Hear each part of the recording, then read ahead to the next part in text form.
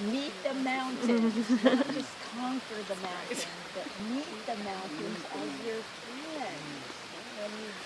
When you go meet a friend, you don't like think of all the ways that they're your enemy and conquer them into liking you. You open your heart, right? So what I discovered in my thousands of miles of hill climbing is that there are two things that I focus on.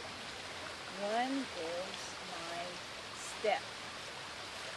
And when I first saw someone walking this way, I thought it was the dumbest thing. That it's like this person was some kind of robot. But as I climbed more mountains myself, I realized that this cross-crawling with each step alternating is a really balancing, powerful way to meet the mountains, right? So let's get a shot of this, of me cross-crawling up this hill, right? And we call it cross-crawling. It's something that the infants need to do to integrate the two sides of the brain, right? So isn't that smart to climb a mountain using our whole brain, okay? So we're going to just alternate just get up this mountain.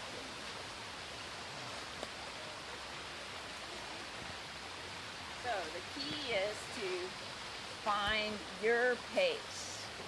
You can only go your pace, right? No matter how many times you've climbed a mountain. Find what works for you, okay? And then you add to that your breath. You have to keep breathing. Now I've heard people say and stop and say, I have to breathe in more. And they're trying to just breathe in more, right? Well, if this is already filled up with air, you can't get any more. So I discovered that the more I focus on expelling, breathing out, and I know some of you are runners, and you said, oh, I do that when I'm running, right? You actually try to get the air out. So focus on your out breath, right? So we can do this now on a count of 4. So breathe in and try to just breathe out. Just keep breathing out till you can't breathe out anymore. And then your body will automatically fill that up. All right, so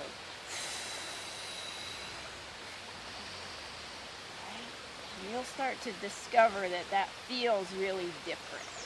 You won't run out of air because there's way more room in there than we ever thought. Okay? So then we're going to match that with our stepping. All right?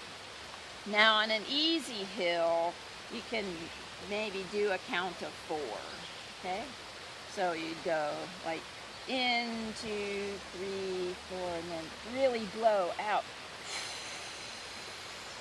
And then in, 2,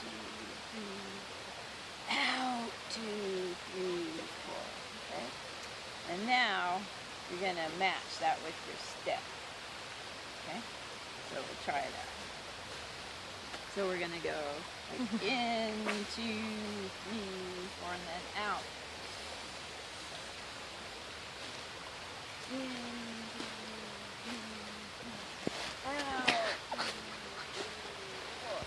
Okay.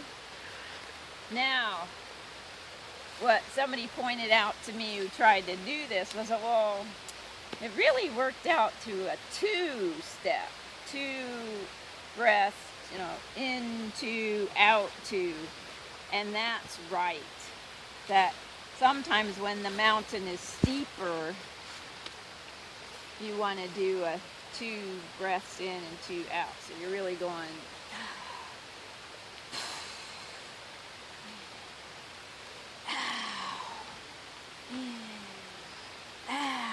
right? That's what you discovered.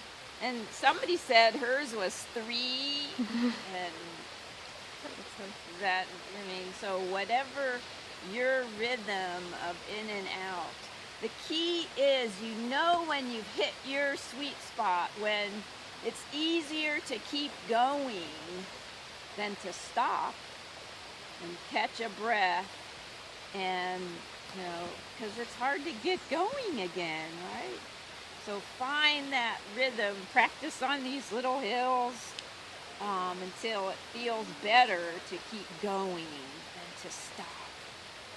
And then you let that mountain just melt away, because each step is easy. And you can think of that as like, is this step easy? Oh, yeah, okay, good. This next step's going to be easy too. And here's another key. So often we look at the profile, we say, oh my God, 3,000 feet in 4 miles.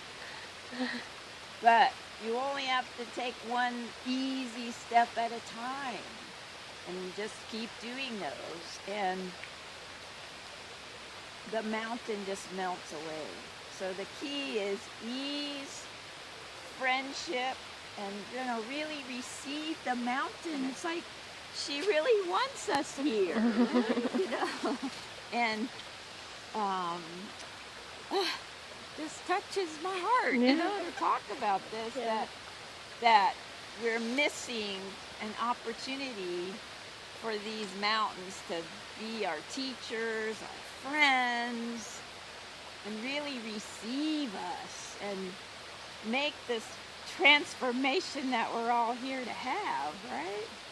So looking at you, just meet those mountains, right?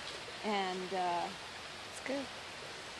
love each step, love those mountains. All right. Yes, meet the mountains.